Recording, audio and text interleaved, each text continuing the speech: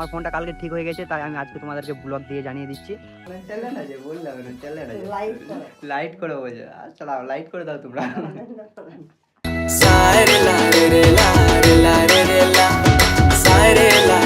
So hey guys, welcome to my new blog video. তো আমার ফোনটা কালকে ঠিক হয়ে গেছে, তাই আমি আজকে তোমাদেরকে ব্লগ দিয়ে জানিয়ে দিচ্ছি।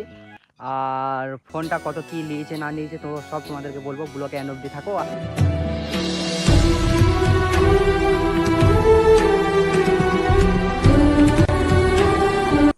সো হে গাই, ঘড়ির কাটায় বাজে 3:55, দেখতে পাচ্ছ আমি বৈকালবেলায় ব্লগ স্টার্ট করলাম। ঠিক আছে, তোমাদেরকে জানিয়ে দিই আমার ফোনটা কীভাবে ঠিক হয়েছে। তো গাইস, মেন কারণ হয়েছে ফোনের যে আমি অ্যাপেল আইডি, যেটা অ্যাপেল আইডি হয় আইফোনের, সেই অ্যাপেল আইডিটা আমি ভুলে গেছিলাম। ঠিক আছে, তো আইফোন যদি রিসেন্ট মারো তার আগে কিন্তু আইডিটাকে লগ আউট করতে হয়, তারপরে রিসেন্ট মারতে হয়। ঠিক আছে, কিন্তু তার আগে আমি মেরে দিয়েছিলাম অ্যাপেল আইডি পাসওয়ার্ডটা ভুলে গেছিলাম, তার জন্য আমি ফোনটা খুলতে পারছিলাম না। তো সফটওয়্যার মারার জন্য আমি দোকানে দিয়েছিলাম। তো 2-3 জায়গায় 4 জায়গায় ঘুরেছি দোকানে, কেউ বলছে 5,000, কেউ বলছে 6,000, এরকম কিছু লাগবে সফটওয়্যার মারতে। তো আর আমি অ্যাপেল আইডিটা ভুলে গেছিলাম, এই কারণে আমি সফটওয়্যারটা মারবো বলছিলাম। তো কেউ সফটওয়্যার মারতে পারেনি কো, তারপরে আমি হার মেনে নিয়েছিলাম যে আর হবে না কো, হয়তো নতুন ফোন কিনতে হবে এরকম কিছু। যেখানে কন্টিনিউ চুল কাটি সেই দোকানে, সেলুনে, তো সেই দাদাটা আমাকে বললো যে শিউড়িতে একটা ভালো দোকান আছে, তো সেই দোকানে যাও, দেখো হয়ে যাবে ফোনটা বললো। আমি হার মেনে নিয়েছিলাম। ঠিক আছে, তারপরেও বললাম লাস্ট চান্স একবার দেখি ট্রাই করে। তো তারপরে আমি গিয়েছি শিউড়িতে, আমাকে জিজ্ঞেস করলো যে ফোনটা কী হয়েছে। তাই আমি বললাম অ্যাপেল আইডিটা ভুলে গেছি, ফোনটাকে রিসেন্ট মারলাম। তো দাদাটা বললো ঠিক আছে তোমার নাম্বারটা আছে, আমি বললাম হ্যাঁ আছে। নাম্বারটা দিলাম, নাম্বারটা দেওয়ার পর মানে 2 মিনিটও লাগেনি, 2 মিনিটে কাজ। ঠিক আছে, তো হট করে খুলে দিল। ঠিক আছে, আমি বললাম টাকা পয়সা এরকম কিছু লাগবে? ও বললো না, কোনো কিছু লাগবে না, তুই আমার দোকানে প্রথমবার এলি তার জন্য তোকে আমি খুলে দিলাম বলে। ঠিক আছে, আর আমি বলেছিলাম যে আমি ইউটিউবে ভিডিও করি, তো টাকা পয়সা সেরকম কোনো কিছু বলেনি কো। তো আমি বললাম যে নেক্সট টাইমে যদি তোমার দোকানে আসি তাহলে তোমার দোকানে রিভিউ দেবো।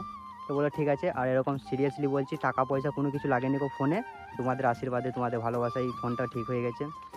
আর তোমরা এমনই অনেকটাই ভালোবাসা দিচ্ছ, এরকমই ভালোবাসা দাও। আমার ফোনটা যখন খারাপ হয় তখন আমার 400 সাবস্ক্রাইবার ছিল, আর এখন আমার হয়ে গেছে 500 হয়ে গেছে, মানে 1-2 বাকি আছে। এরকমভাবেই সাপোর্ট করো।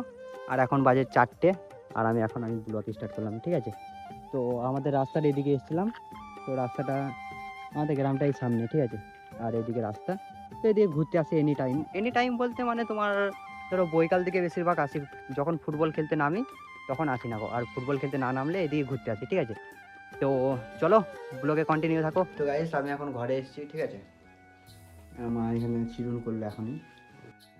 এটা কি লেখা আছে মা? তো গাইস, মা পড়তে পারে না। ভালো হলো, আমার বাদ দিয়ে ওটাই করে। বল লাইক করো, শেয়ার করো, বল লাইক করো, শেয়ার লাইক করো, লাইক করো, লাইক করো, লাইক করো, লাইক। তো গাইস, মা বলছে লাইট করো বলছে। ঠিক আছে গাইস, লাইট করো বলছে, মানে আমার মা বিশাল মানে চলে না যে বললাম না চলে না, লাইট করো বলছে। চালাও, লাইট করে দাও তোমরা।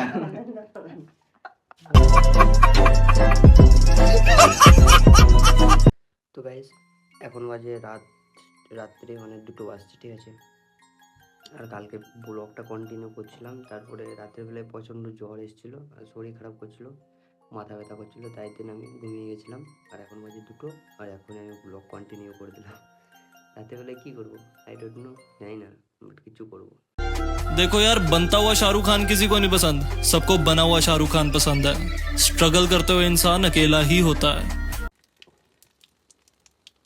देखा आपने लापरवाही का नतीजा है। মা খোল দরজা।